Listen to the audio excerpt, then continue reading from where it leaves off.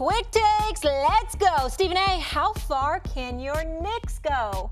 New York, stand up.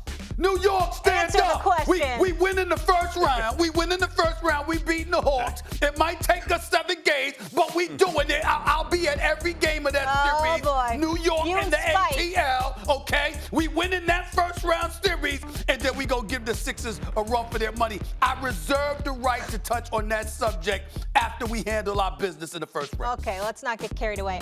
Max, will the Heat upset the Bucks?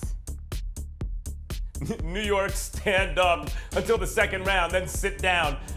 No, the Heat won't upset the Bucks this year. They have chances, but you know what the difference is? Drew Holiday. Drew Holiday is the type of dude that might have played on the Heat, right? He's that kind of player. Stephen A. would say Rough Rider.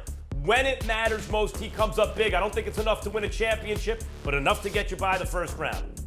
Stephen A., is there more pressure on Philly or Milwaukee? It's definitely the Milwaukee Bucks. Okay. Philly could have its expectations, but it's yet to be, seen. In the case of the Milwaukee Bucks, they were in the conference finals with a 2-0 lead on Toronto 2 years ago. Last year, and lost that 4 straight. Then last year, they lost in 5. You got Giannis Antetokounmpo. You just acquired Drew Holiday. You got P.J. Tucker. You're better defensively. You still have perimeter shooting and athleticism. A lot's expected of Milwaukee and Budenholzer and the Greek Freak, and they need to deliver. There's more pressure on them than the 76ers. All right, gentlemen, here's a look at the final Eastern Conference standings. Marinate on that. Sixers top seed, followed by the Nets and Bucks. The play-in matchups will be the Celtics, Wizards, and Pacers, Hornets. But I want to focus on the Celtics, Max, who have not lived up to expectations in this regular season. Max, if the Celtics don't make it out of the play-in tournament, do you think Brad Stevens should be out of a job? You talking to me, Molly? Yes. No, I don't. Brad Stevens, I realize he'll be under pressure. Stephen A., there's enough chatter that where there's smoke, there's fire. But he shouldn't be. Of course he shouldn't be. The man lives in the Eastern Conference Finals. 3 out of the last 4 years, he's in the Eastern Conference Finals. Then one season where Kemba's hurt, where COVID and COVID protocols destroy the roster. And by the way, Stephen A., when you were like, well, Gordon Hayward's playing too much, why is he in the starting lineup off a catastrophic injury? And I told you then, Coach liked his passing in the starting lineup. Look what happens when you took that out. It's station-to-station type stuff. The ball doesn't move the same way. So one season, he's not entitled. And now Jaylen Brown is out? He's not entitled, where you're missing your point guard, COVID and COVID protocols. You don't have the guy you relied on to keep the ball moving. And then your number 2 best player is out. If he gets bounced, he should lose his job. 3 out of 4 years in the conference finals, not good enough. They never had the best squad, but 3 out of 4 years they're in the conference finals. No, he shouldn't be on the hot seat. He should be on the hot seat. I am not advocating that he should be fired. I agree with you there. When you have his resume, you definitely should keep your job. I'm very, very fond of Brad Stevens. I like him a lot. I think he's a damn good coach in terms of knowing what he's doing. But I'm tired of having to explain this to people. Coaches and organizations make decisions every day, every month, every year about players. And sometimes it's not just about your ability, it's about whether or not your time is up.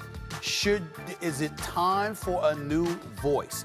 When it comes to coaches, there is absolutely positively nothing wrong with asking that question. I will remind you, Max Kellerman, that the Miami Heat once fired Stan Van Gundy when Stan Van Gundy had just taken them to the conference finals a year earlier, and they had lost to the Detroit Pistons. And everybody knew with D-Wade, Shaq, and those boys, they were going back to the playoffs. But they said, we're trying to win the chip, and we have the personnel, and his voice is not the voice that we need. On countless occasions, we found situations where coaches ended up. Larry Brown went to back-to-back trips to the NBA Finals and won the championship when he departed from Detroit. There's a litany of times where we can point to where coaches were at a particular place, and at some point in time, you just got tired of hearing that voice, and there was a new voice that was needed to maximize whatever potential existed. The 2 stars of your team is a 24-year-old by the name of Jaylen Brown and a 22-year-old by the name of Jason Tatum. And on the sports talk in Boston and in the papers and the tabloids and beyond, They are talking about how these guys sort of tuned him out. Now, in fairness to Brad Stevens, I interviewed Jason Tatum. Jason Tatum said on Stephen A's World, on ESPN Plus, and Jason Tatum said, no, that's not true. Okay? So I want to make sure we're fair to Brad Stevens in that. But there's absolutely nothing wrong with us looking at them and saying, wait a minute, with two stars like that, you're supposed to be better than a 500 squad, regardless of what's transpired with Marcus Smart or Kemba Walker, whatever. As we've watched this team periodically throughout this year, they have been on a roller coaster. We don't know what's been wrong with them a lot of times. They seem to be tuning him out. There was times where they said we might need a new voice. And when you have that going on and you're getting ready to get bounced out in all likelihood in the play-in game, I'm sorry. You deserve to be on the hot seat. He doesn't deserve to lose his job. But we need to look at him and say, wait a minute, we got to keep an eye on this because it doesn't seem right. Keeping an eye on it, to me, is not the hot seat. I agree that you have to always constantly evaluate and reevaluate. But one season, not in the 3 out of 4 seasons, you're in the conference finals when those guys were babies, when Hayward's coming off a catastrophic injury, right? When Kyrie didn't have the best effect on the team.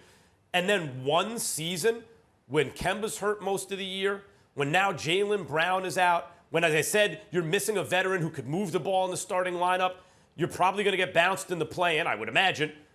And that one thing has you on the hot seat. Saying you have to evaluate, keep your eye on it, see how these guys respond to him is fair, but not hot seat. It's too much. If Kemba was healthy all year, and then even forget about Hayward, you got to adjust. If Kemba's healthy all year, they're not going through COVID protocols and everything, and this was still, and they had Jaylen Brown now, and they got bounced in a play-in game. Max. You got it. Hot seat at least. That's not what happened. Thanks for watching ESPN on YouTube. For live streaming sports and premium content, subscribe to ESPN+.